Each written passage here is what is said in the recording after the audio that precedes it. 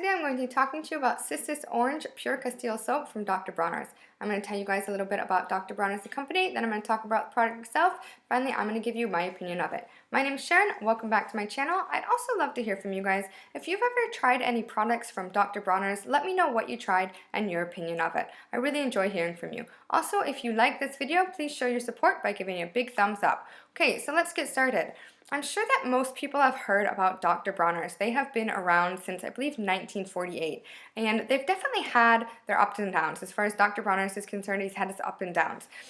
So a little bit of information that I got from the website is they do have certain things that they embody from their website, and they have 6 things. So work hard and grow, and a lot of his things that he has on here are punctuated by exclamation points, and just if you ever read his bottle, it is full of just kind of crazy rambling. It's just chocked full of interesting sayings and things. And he also talks about themselves, their customers, the employees, suppliers, our earth, and our community.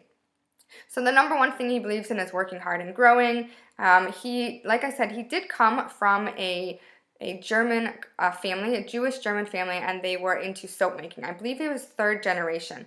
And they started in 1958 in Germany, and then when finally he ended up in the US, he continued with this tradition.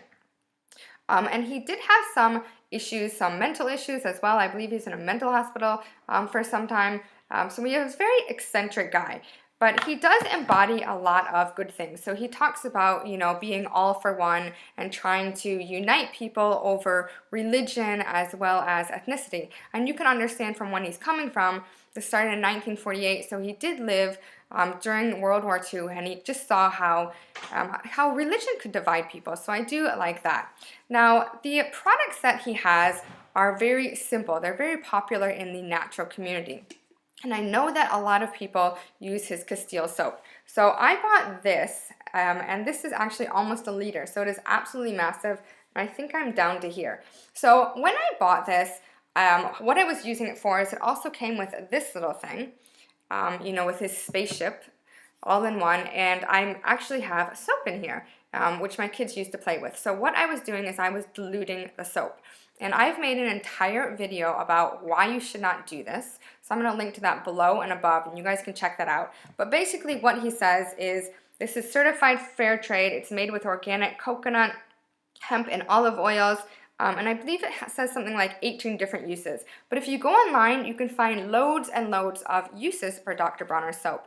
And the majority of them are used safely, and that is they use the soap like you put it in a bucket or something, put water and wash your floors and dump it out. Doing what I did by making it and storing it is definitely not a safe thing to do. So I'm going to talk about the ingredients he has, and then I'm going to talk about a little bit more traditional Castile soap. So he has water, coconut oil, palm oil, potassium hydroxide, olive oil, and then he has some essential oils. He's got orange, lemon, lime. He has cannabis seed oil, so another carrier oil, jojoba oil, tocopherol, which is vitamin E, and citric acid. So this is what I thought of with Castile soap. And actually, just recently, I found out that this is not traditional Castile soap. So traditional Castile soap is similar to Aleppo soap. So Aleppo soap is from Syria, and where they use water, laurel berry oil, olive oil, and lye, I believe. Now, traditional Castile soap should be made with olive oil, lye, and water, and that is it. And traditional Castile soap is not liquid, it is a bar, similar to what Aleppo soap is.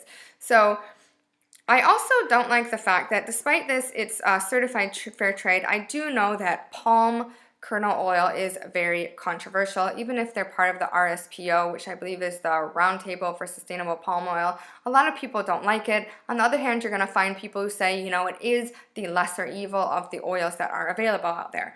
Something that there's a few things that I really like about it. I like the fact that I can use this for a variety of things. I'm not going to be using it for foaming hand wash anymore. If I were to use it, I would probably use it directly from the bottle and then add water then there to wash my hands. I have been using it also with dishes. It does not cut grease well at all. This is soap. Soap is not detergent. So when I have some greasy dishes, this doesn't work at all.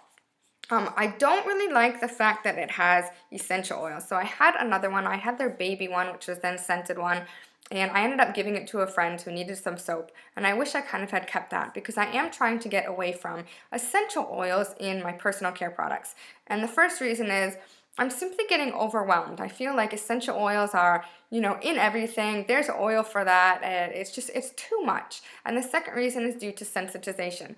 So although I believe Dr. Bronner's is a good company, they've been around for 60 years, I don't know the percentage of the essential oils that they're using in here, and it is probably pretty low.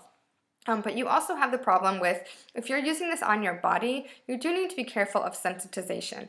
And it's not just because of the amount in here, but all the products that you put together that you use on a daily basis can also add to that. But what sensitization is you kind of get immune to the product, similar to what you would do with coffee. So what can happen is it simply stops working for you. The essential oils simply stop working, or you can develop a reaction. And this can happen even if you've been using a product for days, weeks, months, years, or what have you. You can develop a delayed reaction. And I just don't want that to happen.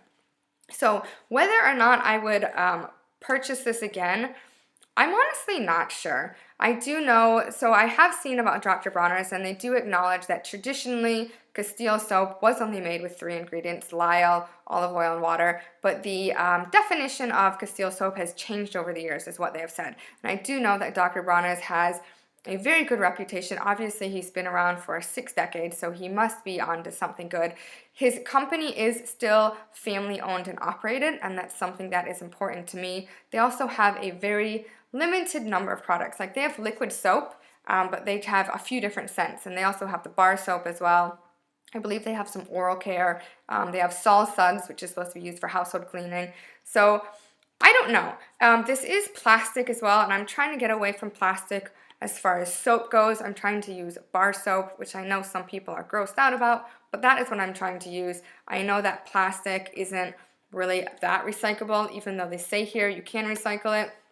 There are limits to that. So I would definitely recommend you guys, if you haven't checked out Dr. Bronner's, to check out his website. If you have, just check out his bottle and read some of the stuff that he had on here. He was a very eccentric guy. Some of the stuff he came up with is kind of mind-blowing.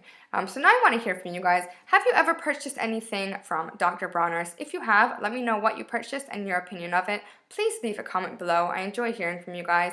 Also, like this video and give it a big thumbs up. If you'd like more videos like this, please subscribe to my channel and turn on notifications to get the latest updates. I will see you guys later.